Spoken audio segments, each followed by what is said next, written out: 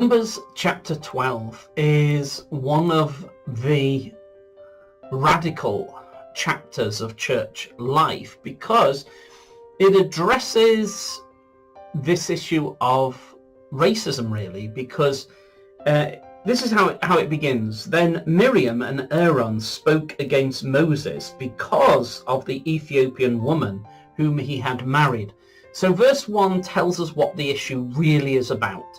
He'd married an Ethiopian woman. They didn't like it. They didn't want that.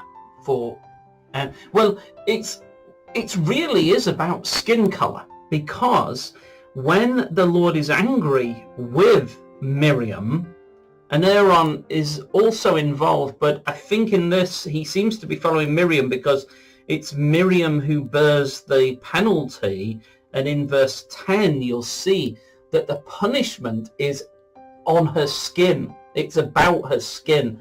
And in verse 10, Miriam became leprous and her skin became completely white as snow. And it's like a kind of horrific paleness, like as if she's dead. So it's about skin color. And there's no point in dressing that up and trying to imagine that it's something other than that. And it's amazing how many times I've read people trying to comment on this or preach on it even, that they try to act as if that isn't what the issue is. But it is, because that's the way the Lord punishes Miriam. It is about skin color. So Moses is this tremendous church man, and this very chapter gets quoted in Hebrews as a sign of what a fantastic church man he is, because for him, he knows church is for people of every tribe, nation, skin color, language, culture, everything. And he wants to enjoy the full benefits of that as quickly as possible. So he finds this amazing, saintly, godly woman, Zipporah, and marries her. And she's already saved his life because of her godliness and her spiritual maturity. Because if you remember, back in Exodus, Moses, when they had the child, Moses didn't bother to circumcise that child. And then the Lord is going to kill Moses because of this. But Zipporah, this amazing Ethiopian woman, she knows what has to be done and quickly circumcises this child and use it with the bloody foreskin. It either touches Moses' feet or touches the Lord's feet and sorts the problem out. So that's what she's like. She's one of the great saints. So Moses has married her and loves her, and she's amazing and so on. But Miriam doesn't like it because of the skin color. But it says in verse 2,